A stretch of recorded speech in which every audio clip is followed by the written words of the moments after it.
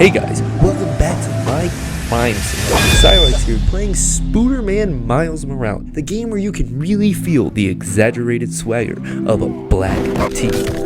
Getting to explore that one city from the Smurfs movie while beating up people with the power of a Ford F-150. Such villains as the Rhino, the Prowler, and the Tinkerer.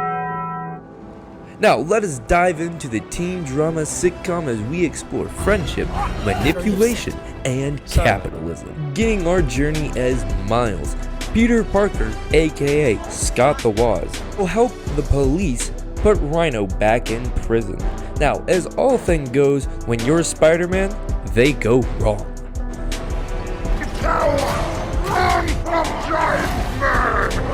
While Peter deals with the enraged Rhino rampaging around the city, we encounter our first group of enemies, armed criminals, and overcome Spider-Man's greatest weakness, guns. As we fight these basic tutorial enemies, let us go over the combat. The main way to fight is the Batman style, beating up your enemies until they can never get up again, as well as webbing. Using your webs to stick enemies to walls. After crippling average people, we finally chase the Rhino into a building that is hopefully abandoned. Scott the Woz / Peter Parker gets knocked out, so it is our job to stop the Rhino. What's the matter? Are you afraid you're gonna get murdered? With the new power of shocking him to death, we easily defeat him by spamming our new moves over and over and over, easily defeating this big Russian man. Then Elon, he tells us it's all fine that we destroyed that building, and then takes the Rhino off our hands. Peter, being the great responsible adult he is, decides to leave all of this to a 17-year-old kid to go on a business trip with Mary Jane. But he at least leaves us one last gift, an oversized suit with knee pads. This is just the image of responsibility. You know the line, with great power comes leaving 17-year-old kids to fight crime in New York all on their own. This new suit, we do get access to very advanced technology, like listening to J. Jonah Jameson all day.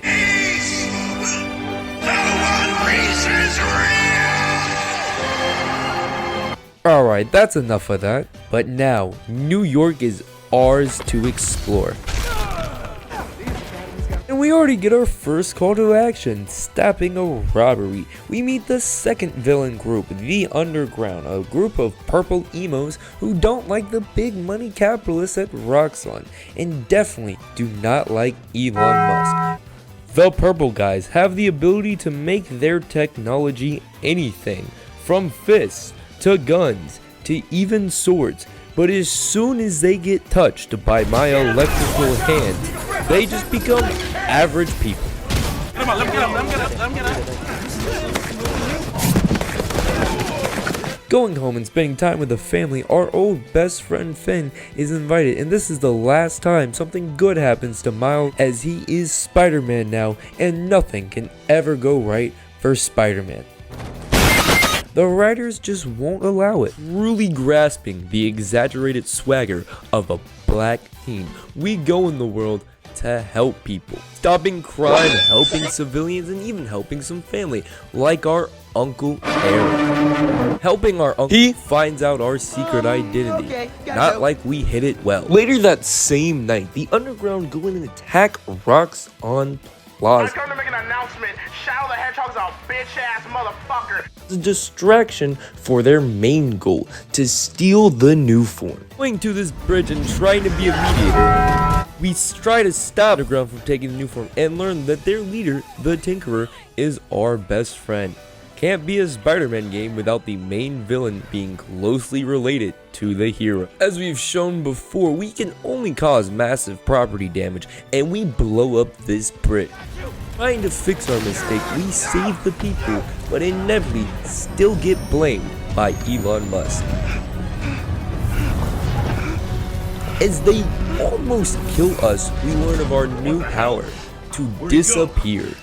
Being the great superhero we are, after learning of Finn being the Tinkerer, we decide the most ingenious thing is to break and enter her place to find out more. Learning that her brother, our old friend, created this new form, but is actually the most cancer-causing energy in existence. Thank you, American capitalism. Realizing that her phone is still in the Roxxon laboratory, we decide to invade that and try to get her phone back. The Prowler, or our uncle, helps us out invade this Roxxon place. This is also our first stealth mission ever, but luckily that is completely optional and we can resort to my favorite option, pure plans. Getting the phone and absorbing the power of the new form, which we could not contain, and we blow up. Indeed, frying the phone.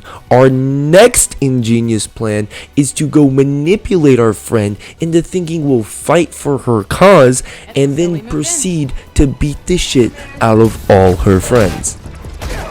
This makes Finn very pissed baby angry, and then we have our third ingenious plan. After chasing her through the city and her probably killing thousands, we reveal our secret identity. This leads us to talk to our uncle, a former crimp who sells us out. Now going to meet Finn, we get busted through by the Rhino and wake up in a Roxxon cell.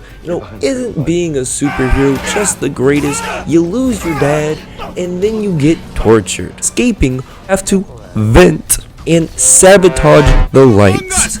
Son of a bitch! Can't escape this game. Make an escape until... Oh yeah! Let us wrestle, little man! The Rhino is back in his red glory and he's ready for round 2. Now, wearing the Roxxon tech, not like last time, we can't just spam the venom punches over and over and over till he dies. This time, we have to actually ram him into tanks until he gets so good and mad, he just decides to throw the tanks at us. Now, as soon as that armor comes off, he's the same old Rhino who gets that good old 10-piece electrical combo. Finn, being the greatest person alive, decides and goes to kill the Rhino. Now, trying to stop her and kind of failing at it, she gets angry at us and decides to kill us. Isn't this just the greatest friend ever? Now, we do learn of her plan to blow up the new form, causing a nuclear explosion in the plaza. On our way to stop her, our uncle, the Prowler, locks us in his dungeon as any uncle would do. And yes, that means after 5 minutes from the last boss fight, we're on to the next one, the Prowler. Pulling the disappearing act because we never saw him coming, being able to turn invisible and use the gadgets that we had before. But as any good family barbecue goes, it always turns into a fist fight.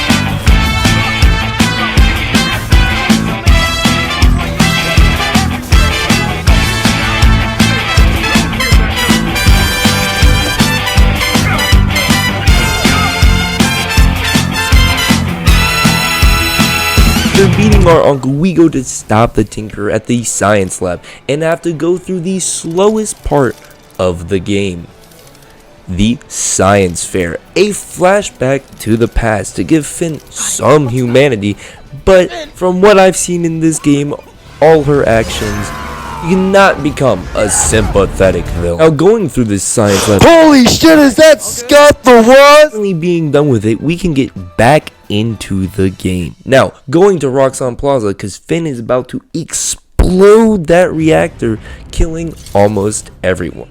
Now, trying to show her the error of her ways, she completely ignores us, and now, in about a span of 20 minutes, it's time for the third boss fight. The Tinkerer is definitely a boss, but like all the underground, as soon as she gets touched by the electrical power, she becomes completely useless. Weapons are quite powerful with her gun, the sword, and the hands, but we can easily defeat her. Now, when she actually sees the error of her ways, we almost both die because of her stupid decisions, but through the power of the indomitable human spirit, we go to stop the explosion, absorbing all the energy, becoming the bomb ourselves. Now, Finn's only redeeming time she's ever done anything good, she decides to fly us up into the sky and, for some odd reason, sacrifice herself in glory.